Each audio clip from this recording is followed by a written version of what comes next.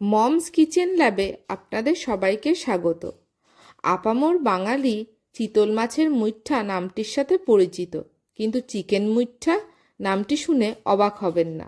বাড়িতে থাকা উপকরণ দিয়েই খুব সহজেই আর খুব কম সময়েই বানিয়ে নেওয়া যায় চিকেন মুইঠা। চলুন দেখে নেওয়া যাক চিকেন মুইঠা রান্নার পদ্ধতি। প্রথমে 300 গ্রাম বোনলেস চিকেন পেস্ট করে একটি মিক্সিং বোলে নিতে হবে। ওই সময় 4 কাপ জল গরম বসাতে হবে। জল গরম হতে হতে চিকেনের পেস্টটা মেখে নিতে হবে।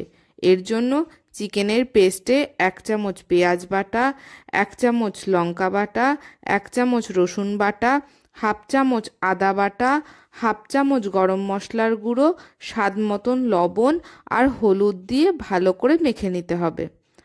এতক্ষণে জল ফুটতে শুরু করে দিয়েছে।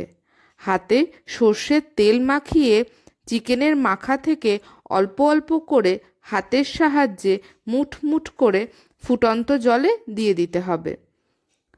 মিনিট 5 ফোটালেই দেখবেন চিকেন শক্ত হয়ে গেছে। মুইঠাগুলো যখন জলের উপর ভেসে উঠবে তখন বুঝবেন মুইঠা সিদ্ধ হয়ে গেছে। এবার জল থেকে ছেঁকে ছেঁকে তুলে নিতে হবে, আর মুইঠা সিদ্ধের জল আলাদা করে বাটিতে রেখে দিতে হবে। কড়াইতে তেল দিয়ে গরম বসাতে হবে।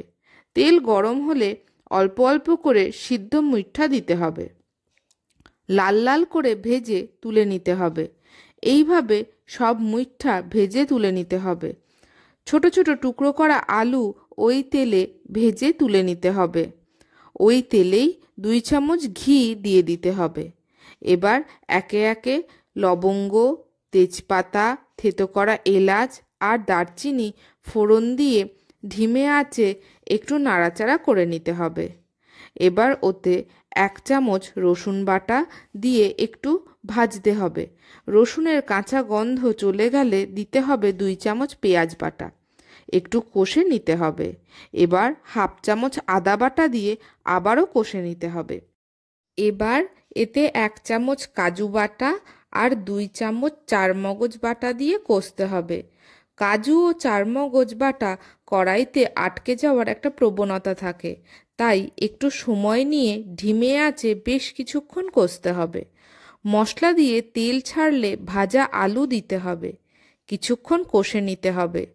মশলা দিয়ে তেল ছাড়লে বুঝবেন মশলা কষা হয়ে গেছে। এবার এতে 1 চামচ কাঁচা লঙ্কা বাটা, 1 চামচ শুকনো লঙ্কা বাটা, হাফ চামচ হলুদ গুঁড়ো, স্বাদ মতন লবণ আর সামান্য গরম জল দিয়ে মিনিটখানেক কষে নিতে হবে।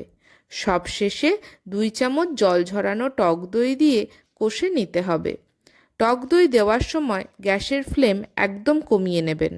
এইবার মুইঠা সিদ্ধ জল দিয়ে দিতে হবে। ঝোল ফুটে উঠলে ভাজা মুইঠা দিয়ে মিশিয়ে চাপা দিতে হবে।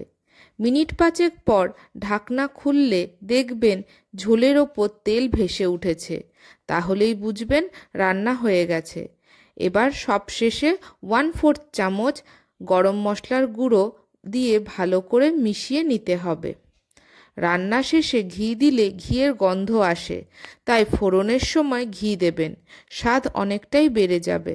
তৈরি চিকেন মুইঠা। গরম গরম ভাতের সাথে পরিবেশন করুন সুস্বাদু চিকেন মুইঠা। রান্নাটি কেমন লাগলো অবশ্যই কমেন্টে জানাবেন। লাইক, শেয়ার ও সাবস্ক্রাইব করে পাশে থাকবেন।